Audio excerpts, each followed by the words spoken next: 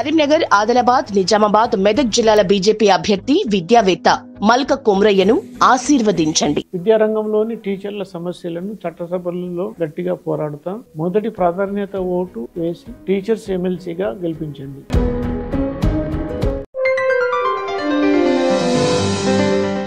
Bharatiya Janata party Nirmal నియోజకవర్గ కుటుంబ సభ్యులందరూ కూడా హాజరై మమ్మల్ని అందరూ ఆశీర్వదించడానికి వచ్చినటువంటి మీ అందరికీ కూడా పేరు పేరు ధన్యవాదాలు.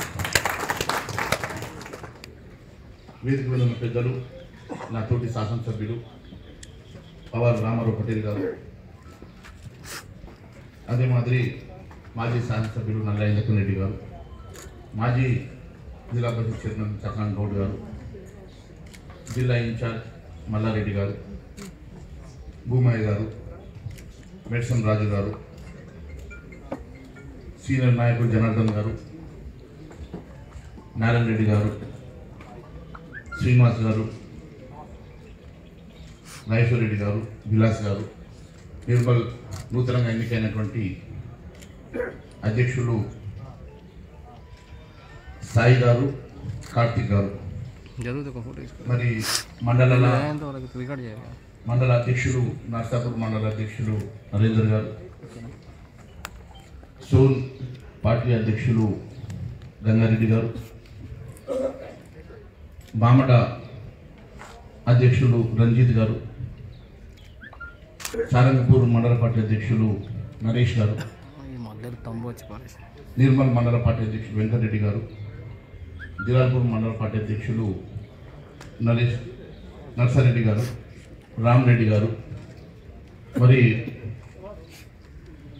సీనియర్ నాయకులు, మాజీ పార్టీ అధ్యక్షులు, జెడ్పీటీసీలు, ఎంపీపీలు, ఎంపీటీసీలు, సర్పంచులు, సీనియర్ నాయకులు, ప్రతిసారి నాతో ప్రతి ఎన్నికల్లో నాతో పోరాటం చేసి నన్ను ఆశీర్వదించి నా గెలుపు కోసం అహర్నిశలు కృషి చేస్తున్నటువంటి నా కుటుంబ సభ్యులందరికీ కూడా పేరు పేరున నమస్కారం. ఈరోజు మన ముందుకు భారతీయ జనతా పార్టీ శాసన మండలికి పోటీ చేస్తున్నటువంటి అభ్యర్థులు పెద్దలు గౌరవనీయులు కొమరయ్య గారు. ఇప్పుడే కొమరయ్య గారిని మీకు ఇంట్రడ్యూస్ చేయడం జరిగింది. వారు కూడా వారి స్పీచ్లో టీచర్స్ ఉన్నటువంటి కష్టాలు కానీ అంశాలు కానీ కూలకృష్ణంగా మీ అందరికీ కూడా తెలియజేయడం జరిగింది.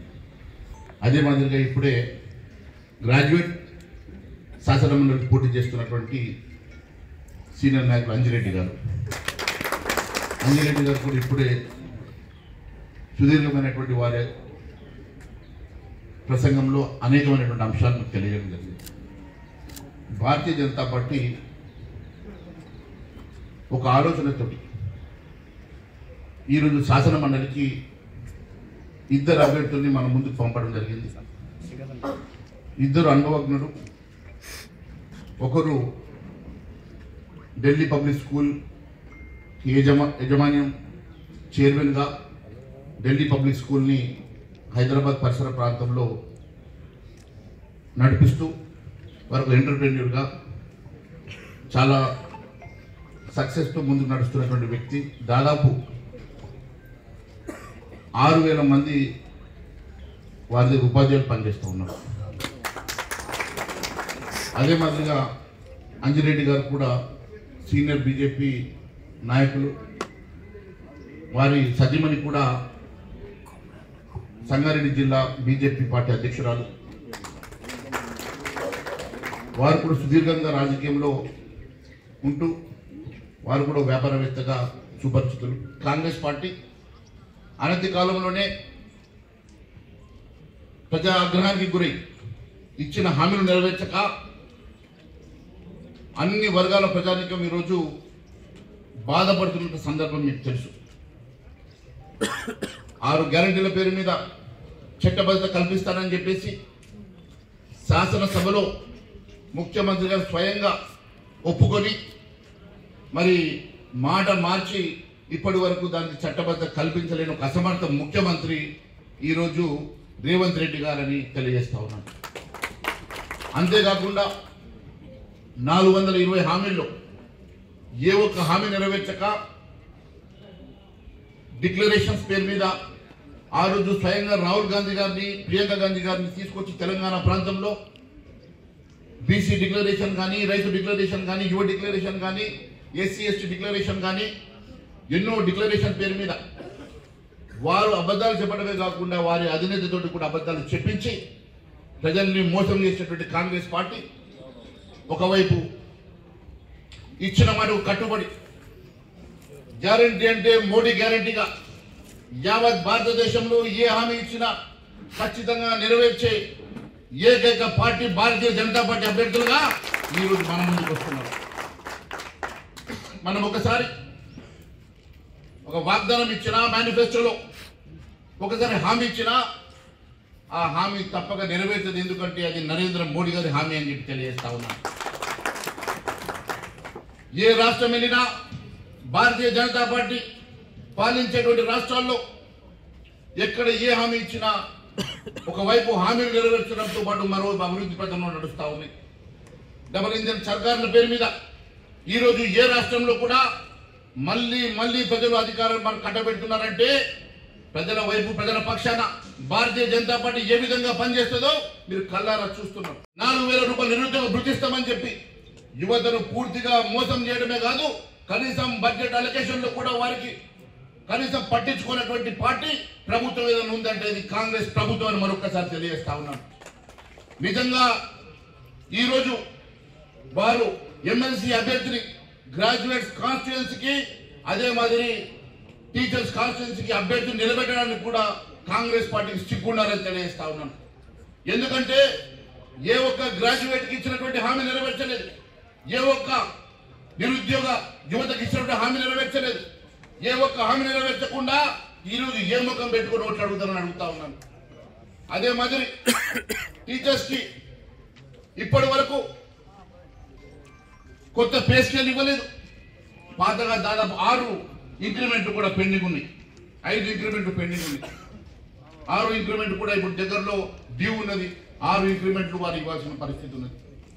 6 ఇంక్రిమెంట్లు ఇవ్వలేదు, కొత్త రివైజ్ పే స్కేల్ ఇవ్వలేదు, వారికి నెల జీతం కూడా ఇచ్చే పరిస్థితులు ఈ రాష్ట్ర ప్రభుత్వం లేదంటే ఈరోజు ఒకవైపు టీచర్స్ కమ్యూనిటీని పూర్తిగా మోసం చేసేటువంటి ఈ పార్టీ ఈరోజు ఏ ముఖం పెట్టుకొని టీచర్స్ అభ్యర్థిని బరిలోకి తీస్తా ఉన్నారని అడుగుతా ఉన్నా. అదే మాదిరి గ్రాడ్యుయేట్ కాన్స్టిట్యుయెన్సీలో కూడా ఏ ఒక్క యువతకు మేలు చేయని, ఏ ఒక్క యువతకు ఇచ్చినటువంటి యువ డిక్లరేషన్ ని ఇంప్లిమెంట్ చేయని ప్రభుత్వం ఏ ముఖం పెట్టుకొని ఈరోజు మరి అభ్యర్థి నిలబెడతారని చెప్పి అడుగుతా ఉన్నాను. అంతేకాకుండా ఇంకా నేను లోతులకు వెళ్ళదలుచుకోలే, ఎందుకంటే రైతు అంశాలు ఉన్నాయి. ఇప్పుడే మిత్రులు చెప్పినట్లు రైతులను మోసం చేశారు, విద్యార్థులను మోసం చేశారు, యువతను మోసం చేశారు. మహిళలకు ఇస్తామన్న 2,000 పెన్షన్ 4,000 చేస్తామని మోసం చేశారు. ప్రతి మహిళకు 2,500 రూపాయలు పెన్షన్ ఇస్తాము గృహలక్ష్మి, మహాలక్ష్మి పేరు మీద అది మోసం చేశారు.